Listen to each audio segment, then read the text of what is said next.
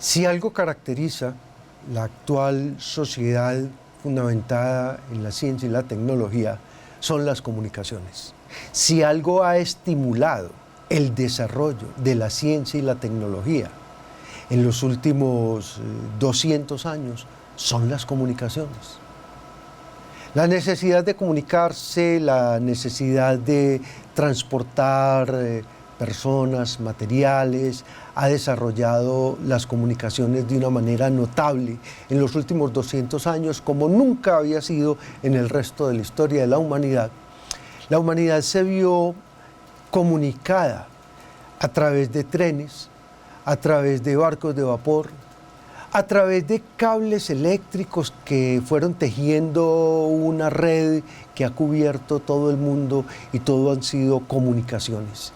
La clave, pues, de la sociedad actual son las comunicaciones. Y entonces, para que hayan comunicaciones, pues se necesita que haya algún tipo de señal.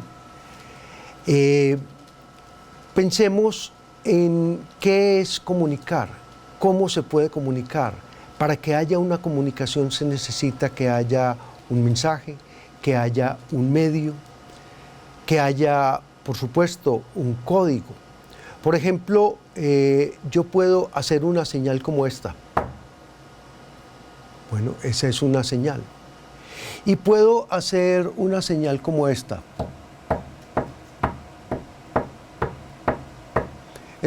Simplemente es algo que me dice, alguien está haciendo una señal, pero en realidad no está diciendo nada. O puedo establecer un código. Esa ya es una señal que dice, alguien conocido viene y quiere entrar, en fin. Nosotros podemos hacer muchísimos tipos de señales y utilizamos esas señales para enviar información. Una de las señales que nosotros enviamos, pues en algún momento, fueron señales de humo que provenían de una fogata, o fueron los golpes dados en un tambor o en un árbol hueco. Y ya cuando la tecnología avanzó lo suficiente, pues estas señales pudieron haber sido simplemente el golpeteo de una campana activada por un martillo, que a su vez es accionado por una señal eléctrica, y entonces a través de señales nosotros podemos enviar información. Necesitamos canales de información. La información debe viajar a través de canales. Entonces tenemos canales de información visual, pero muy importante son los canales de información eléctrica. Teníamos en una primera instancia este pequeño diseño que hacíamos de, yo tengo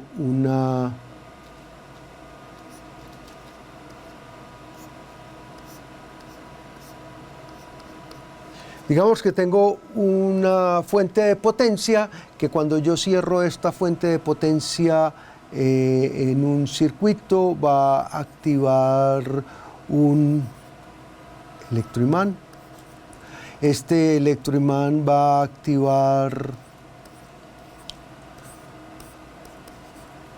un aparato que produce un golpe, y entonces tengo este canal de información. Esto fue una de las primeras aplicaciones que tuvimos de la inducción magnética, que produce una corriente eléctrica, y como bien sabemos fue el telégrafo, que gracias al señor Morse empezó a enviar comunicaciones por vías de cables eléctricos a todo el mundo.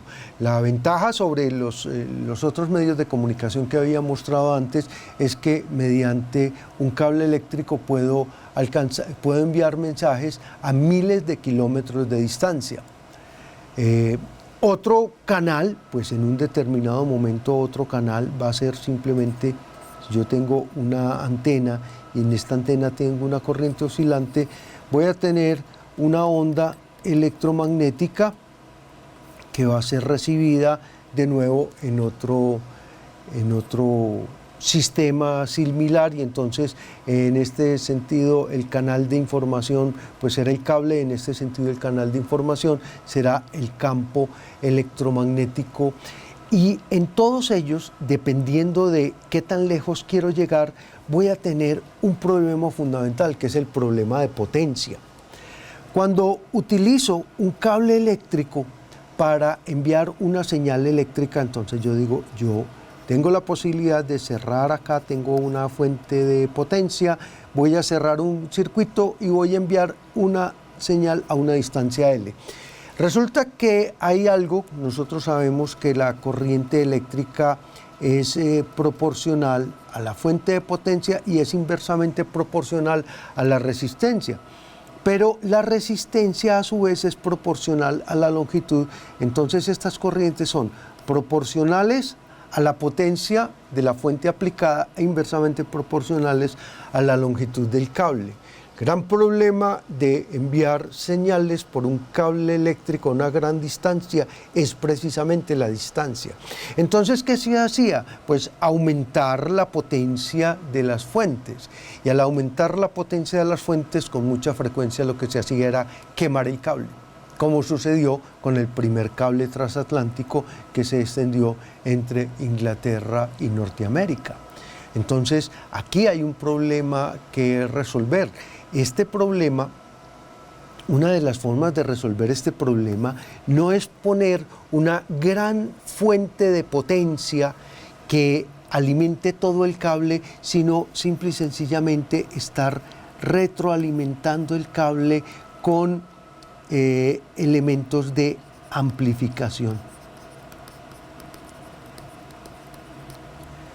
Cuando la señal va decayendo, porque la longitud del cable se hace muy larga, entonces yo necesito amplificar esa señal. Entonces, el problema de potencia se va a traducir a un problema de amplificación, es decir, distribuir la potencia del equipo que está enviando esta señal a lo largo de todo el trayecto. Esto vale no solamente para la transmisión por un cable, también vale para la transmisión por una antena.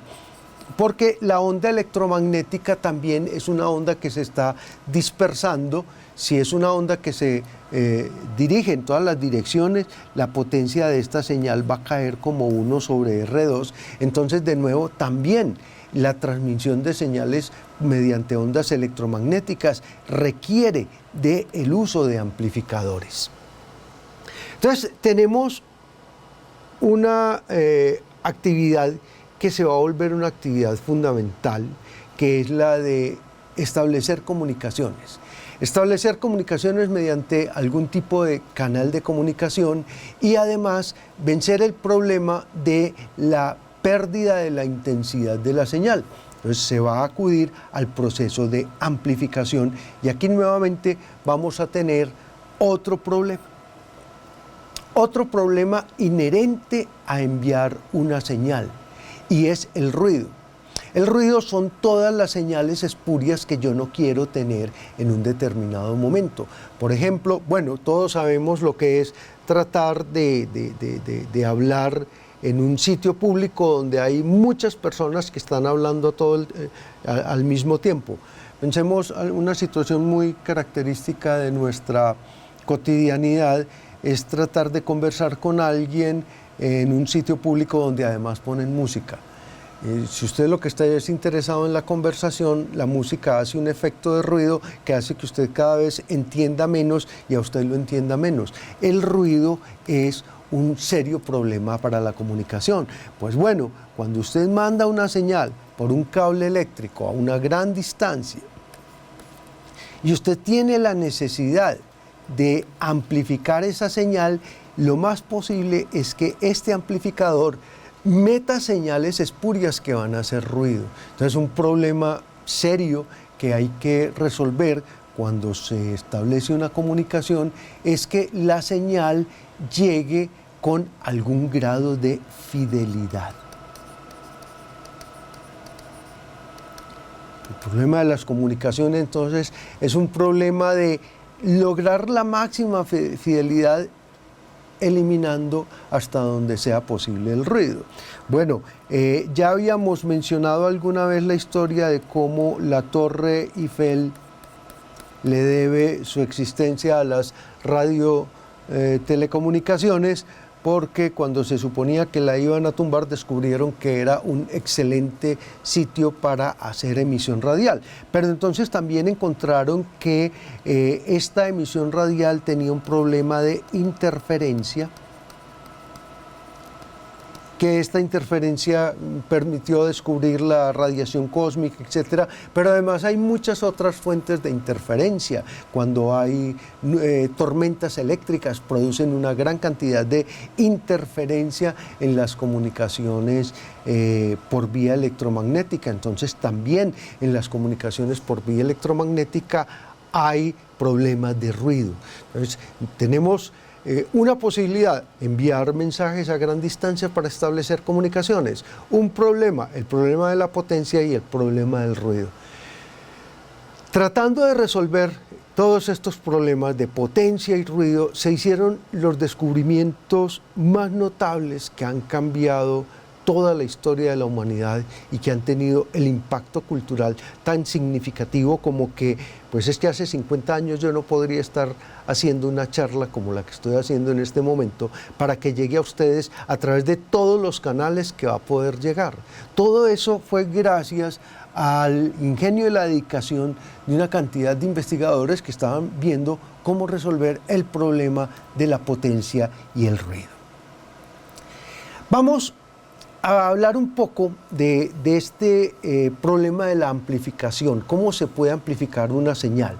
Yo ya sé que a lo largo de un cable muy extendido, pues esta señal, digamos, que se va a ir atenuando hasta que se vuelva casi imperceptible. Entonces yo necesito amplificarla para que nuevamente pueda volver a ser percibida y luego volver a ser amplificada. ¿Cómo amplificar una señal? Bueno, para amplificar una señal vamos a utilizar algo que yo llamo el efecto de rebozo. ¿Han oído la expresión la gota que derramó el vaso? Esta expresión de la gota que derrama el vaso o la gota que rebosó el vaso, esta expresión describe la forma como funciona un amplificador. Veamos. Yo tengo un vaso y lo voy a llenar de agua hasta el borde. Si ustedes miran cuidadosamente, debido a la tensión superficial, el nivel superior del agua está más arriba del borde del vaso. Entonces se produce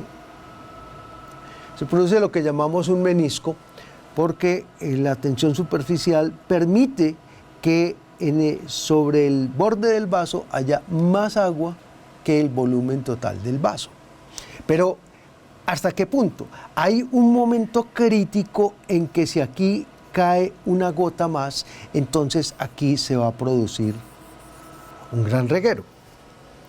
Una gota es muy pequeña comparada con el reguero de agua que puede producir. Puede que una gota sea tan pequeña que yo no la alcanzo a percibir, pero con seguridad que el reguero de agua sí lo alcanzo a percibir. Entonces, este es el efecto de rebozo que vamos a utilizar para amplificar señales. Es decir, que una señal muy pequeña dispare una señal muy grande. Uno de los primeros y maravillosos instrumentos que se utilizaron para lograr este efecto es el relay, o relé, como lo quieran llamar. El relé es, como ustedes pueden ver en estas fotos, el relé básicamente es un electroimán. Si ustedes miran cuidadosamente, aquí hay un electroimán que se puede activar cuando se le ponga una señal. Cuando se le ponga una corriente eléctrica, entonces este electroimán se va a activar y va a cerrar un par de contactos, y entonces al cerrar un par de contactos va a permitir que haya algún otro tipo de corriente. La cuestión interesante es la siguiente: es posible que estos dos contactos estén impidiendo el paso de una corriente eléctrica muy grande. Entonces, en realidad, un relé es ante todo un interruptor, pero es un interruptor que yo lo puedo manejar eléctricamente con una pequeña corriente. Entonces, supongamos que una pequeña señal llega a través de nuestro cable conductor y activa ese electroimán. Cuando se activa ese electroimán, entonces se produce una gran corriente eléctrica. Estoy utilizando el interruptor como un amplificador. Por supuesto, esto demanda otra cantidad de elementos periféricos, otra fuente de potencia, etcétera. Pero aquí tengo la clave de lo que va a ser el desarrollo de la tecnología de todo el siglo XX y el siglo XXI. Los interruptores. Los interruptores que permiten o no el paso de una corriente eléctrica y que debidamente acondicionados van a permitir también amplificar una señal.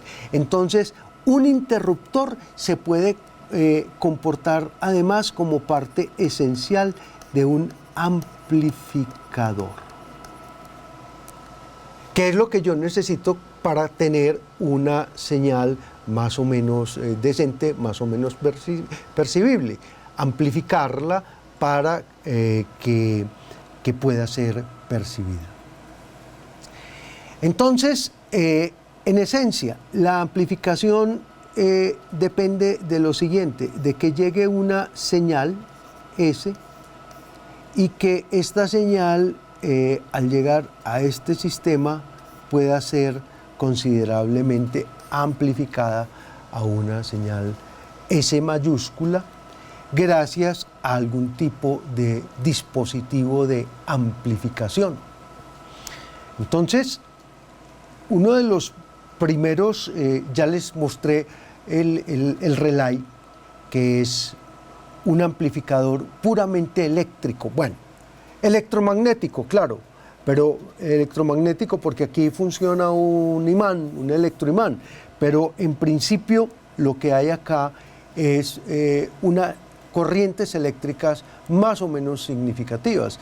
Los relay funcionan en equipos que trabajan con altas corrientes y alta potencia. Los tubos de vacío fueron una de las primeras innovaciones que se hicieron en el campo de la amplificación. Como les digo, todo amplificador a su vez es un interruptor. Esto va a tener una doble función. Thomas Alva Edison fue un gran inventor, pero hizo pocas o ninguno descubrimiento científico, a pesar de que hay un efecto que lleva su nombre, que lleva su nombre porque lo patentó, que es la emisión termoiónica.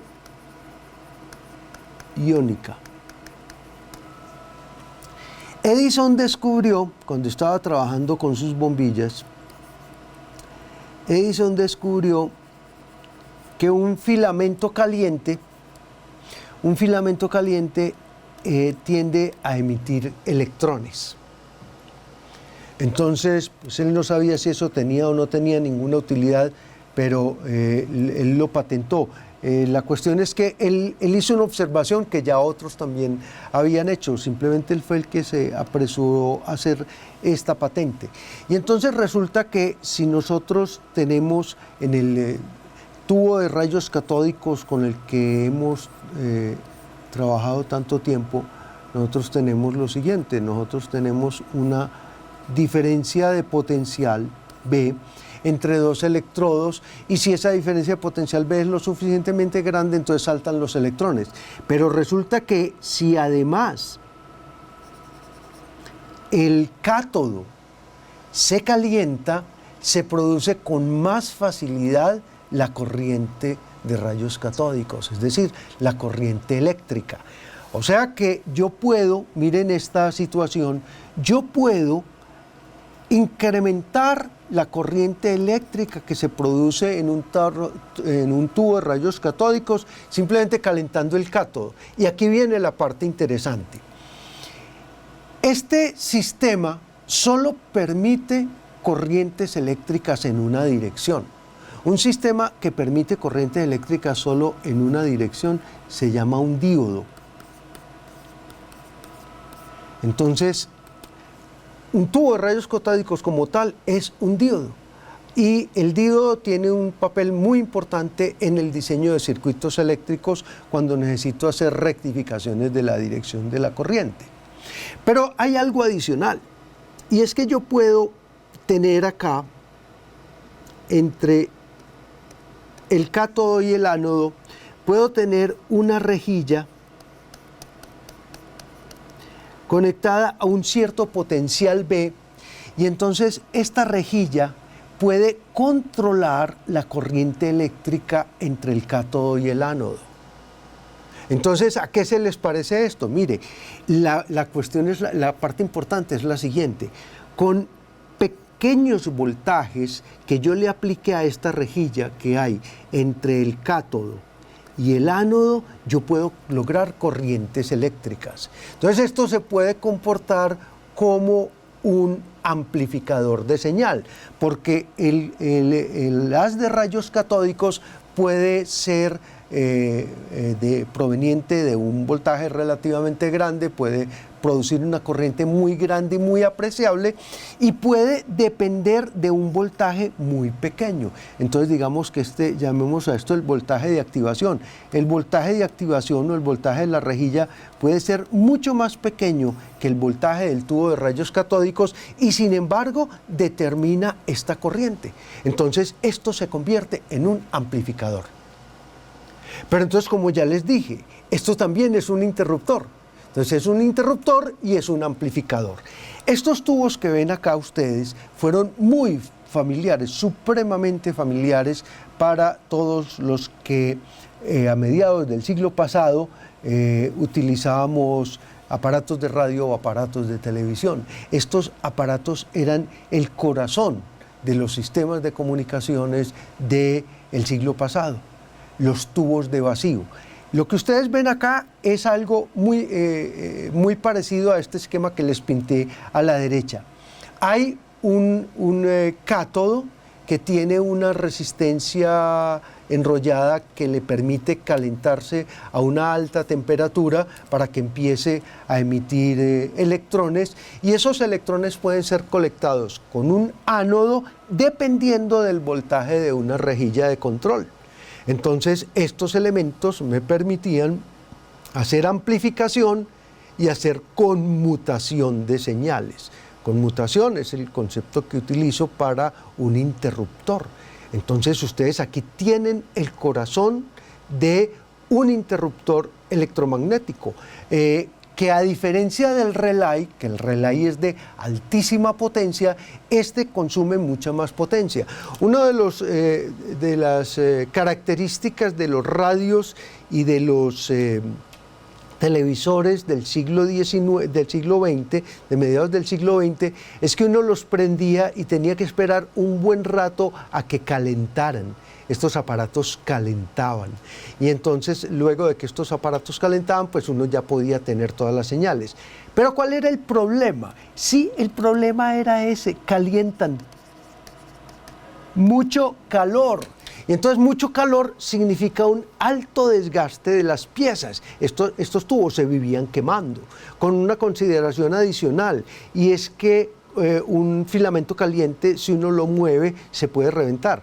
Entonces eran muy susceptibles a los golpes. Usted no podía hacer radios, o en todo caso eran muy delicados los radios y los televisores que uno podía hacer con estos elementos, su movilidad era muy reducida y su consumo de energía era alto y su desgaste era alto.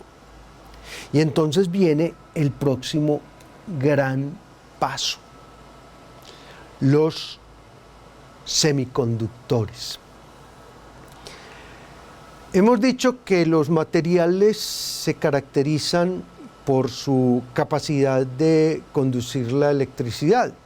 Grosso modo hablamos de que hay materiales conductores como los metales y que hay materiales aislantes como las resinas, la madera, en fin. Sin embargo, hay unos materiales que pueden convertirse en conductores dependiendo de las condiciones externas. Por ejemplo, dependiendo de cambios de temperatura o dependiendo del campo eléctrico aplicado o del potencial aplicado, hay materiales que se vuelven semiconductores, y este fue un gran descubrimiento que se hizo a mediados del siglo XX en los laboratorios de la Bell Telephone Company. Ninguna institución del mundo tiene tantos premios Nobel en tecnología como los laboratorios de la Bell Telephone Company. De hecho, el tubo de vacío es un desarrollo que se hizo en los laboratorios Bell. El transistor del que vamos a hablar ahora fue también un desarrollo de los laboratorios Bell. Estos tubos de vacío que ustedes ven acá, pues podían llegar a ser bastante grandes, podían llegar a ser del orden de 15, 20 centímetros, o sea, del tamaño de un foco normal. En cambio, estos transistores que ustedes ven acá cumplen exactamente el mismo propósito de los tubos de vacío y de los relay. Ustedes ven que estos transistores tienen 3 patas. Entre 2 de esas patas se aplica un voltaje que va a ser controlado por el voltaje de la tercera pata. Entonces yo puedo tener todos los efectos de amplificación y de conmutación que tengo con los relay o con los tubos de vacío. ¿Cuál es la diferencia? La diferencia es que estos primeros transistores, que como les digo son de mediados del siglo XX, son del tamaño de 1 centímetro más o menos. Entonces usted está pasando de, permítanme, me devuelvo, los relay, que son aparatos más o menos de unos 10 centímetros de alto, pero hacen parte de un equipo supremamente voluminoso. Entonces un interruptor o un sistema de amplificación a partir de relay, pues es un aparato bastante voluminoso. Y entonces pasamos a los tubos de vacío, que ya son considerablemente más pequeños y utilizan muchísimo menos energía que la que consume el relay. El relay lo dejamos, y todavía se utiliza continuamente, para potencia, para, digámoslo así, fuerza bruta. En cambio, los tubos de vacío los utilizamos para cuestiones un poco más delicadas, que no requieren tanto consumo de energía como es la transmisión o la recepción de señales electromagnéticas. Y los consumos de energía ahora se van a reducir de una manera absolutamente dramática gracias a la miniaturización de los transistores. Y entonces tenemos que de nuevo vuelvo por allá a los años 50 o 60, así como hoy en día pues lo más caché es tener el iPhone de última generación que vale no sé cuántos millones de pesos. En los años 60 el gran lujo era tener un radio de transistores, y un radio de transistores muy bueno, tenía 10 transistores y era pues todo un descreste, y para su época tenía un costo muy considerable. Pues resulta que gracias a procesos de miniaturización y gracias al hecho de que los semiconductores permiten hacer transistores simplemente por el contacto de 2 materiales, nosotros tenemos el circuito integrado, el chip que ustedes están viendo aquí en esta gráfica. Resulta que en un circuito integrado yo puedo tener millones de transistores. Entonces hemos pasado de los decímetros a los centímetros y ahora a los micrones, porque los transistores que hay en un circuito integrado son simplemente la juntura de dos pequeños hilos y ahí se forma un transistor. Y entonces la posibilidad de disponer de estos elementos electrónicos nos brinda unas posibilidades de otro tipo de trabajo, que es básicamente el trabajo de cómputo. Un trabajo que básicamente lo que requiere es muchísimo tiempo, que se va a reducir considerablemente cuando yo tengo una cantidad enormemente grande de operadores, hoy los llamamos núcleos de procesamiento, haciendo tareas por mí, y esto es la verdadera gran revolución que se presentó en el siglo XX y de la cual estamos teniendo todas las secuelas en el siglo XXI.